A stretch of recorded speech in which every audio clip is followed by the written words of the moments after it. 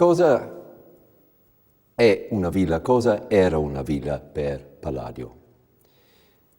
Oggi veramente la villa palladiana e la nostra idea della villa sono la stessa cosa, perché Palladio ha inventato la villa moderna, la villa che vediamo in Inghilterra nel 600, che nel 700, che vediamo in ogni paese europeo, nell'America del Nord, in Russia, eccetera. È importante riconoscere che la villa è un'invenzione nei tempi moderni, è un'invenzione basata sulla conoscenza da parte di alcuni architetti italiani estremamente abili come proto-archeologhi e da letterati che leggevano i testi dei romani in cui parlano della vita in villa e di loro ville. Il ritrovamento della villa antica romana è innanzitutto un ritrovato letterario da parte da scrittori, partendo già nel 300 da Francesco Petrarca, che ha capito che la villa romana era un gradevole casa in campagna dove uno poteva andare lasciando la città e tutte le preoccupazioni, attività, affari della città e rilassarsi, ricostituirsi dal punto della salute e dedicarsi ai pensieri elevati, alle letture, agli studi, alla conversazione. Questa idea della villa è ripreso, elaborato, collegato anche con l'architettura da Leon Battista Alberti alla metà del 400. E la prima vera villa è realizzata negli anni 80 del 400 su progetto del committente, il famoso Lorenzo de' Medici, lavorando in collaborazione con il suo architetto preferito, Giuliano da San Gallo. Questa è la villa di Poggio a Caiano. E la villa di Poggio a Caiano sicuramente era conosciuta a Palladio almeno attraverso disegni e descrizioni, è una specie di prototipo per la villa palladiana. E vediamo lì le caratteristiche che ritroviamo nelle ville palladiane, cioè una casa di campagna che è totalmente diversa dalla casa di città. Possiamo vedere nella storia delle residenze di persone ricche, potenti, importanti in campagna tre fasi, semplificando moltissimo.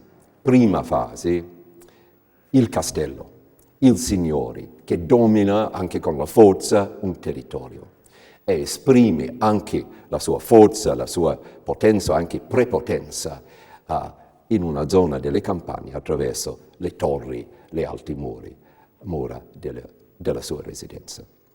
Poi nel Veneto, nel 400, vediamo una nuova idea della residenza delle persone importanti in campagna, cioè un grande palazzo molto simile ad un palazzo di città, alto, un grosso blocco, un tetto a due faldi, che è costruito in campagna, ma si potrebbe tranquillamente farlo anche in città. E poi la terza versione della residenza, la villa palladiana. Allora, torniamo alle caratteristiche di Poggio a Caiano e della villa palladiana. Un edificio che non rassomiglia ad un palazzo di città, che ha al pian terreno un piano di servizi, con cantine, ma anche con cucine, lavanderie, eccetera. Ha poi un piano elevato di abitazioni per la famiglia, dove le stanze sono distribuite in modo simmetrico. In mezzo c'è una loggia o poi nelle ville palladiane spesso un pronao con colonne. Ai fianchi ci sono appartamenti. Un appartamento a sinistra, uno a destra, costituito normalmente da 3 ambienti. uno grande, uno mediana, uno piccolo. E Palladio segue sempre questa formula e dice che è necessario avere delle stanze di diverse dimensioni per diverse funzioni. La stanza piccola molto spesso era un studiolo o un ufficio per tenere i conti dell'amministrazione della proprietà. La camera grande sarebbe la camera del padrone, quello medio, diciamo, dei figli e via dicendo. Poi la villa è segnalata come qualcosa diverso da una facciata simmetrica con in mezzo un timpano, forma triangolare, in mezzo del timpano lo scudo del proprietario. Palladio dice che serve anche per collocare quello.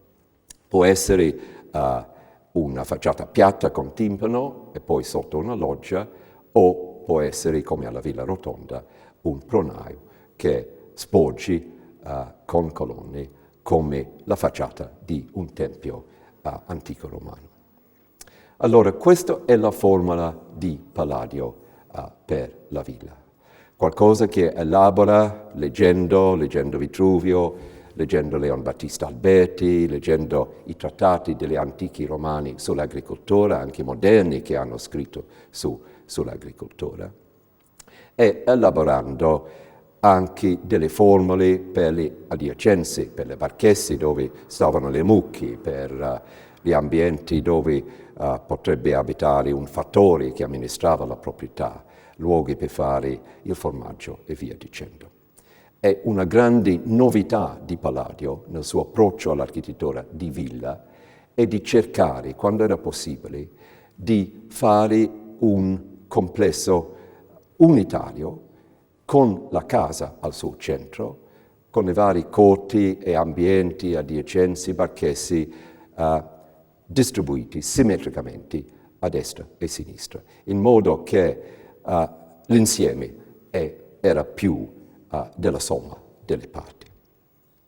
Palladio parla in modo succinto, incisivo, delle funzioni della villa. Lui ha capito tutte le funzioni della villa antica e osservato le necessità della sua epoca, passando molto tempo ovviamente in campagna, stando in casa con i suoi committenti. E dice che la villa serve essenzialmente per tre cose. Uno è un rifugio degli affari e delle noie della città.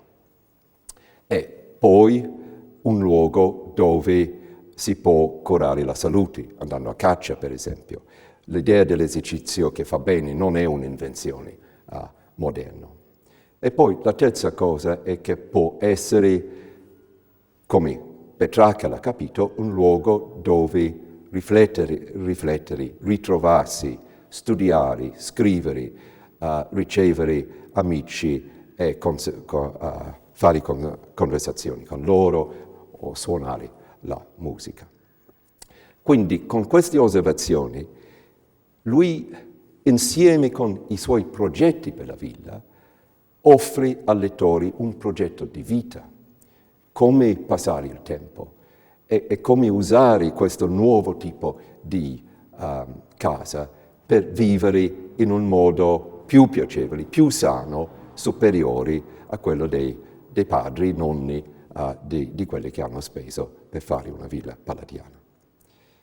Palladio anche dice che la villa serve come fonte di entrata, quindi andando in villa il proprietario può fare bonifiche, seguire l'agricoltura e aumentare le sue entrate. Anche lì è molto in contatto con la realtà del suo tempo. E Palladio anche ha capito, e questo è molto importante per lo sviluppo delle meravigliose architetture di villa di Palladio, quello che scrive Leon Battista Alberti, cioè che in campagna un architetto è libero, non ci sono strade, vicini, piazze, regolamenti, eccetera, può fare la casa di campagna come vuol fare. E Palladio ha capito che questo offre le possibilità di esprimersi in modo originale, anche senza le critiche di invidiosi vicini di casa.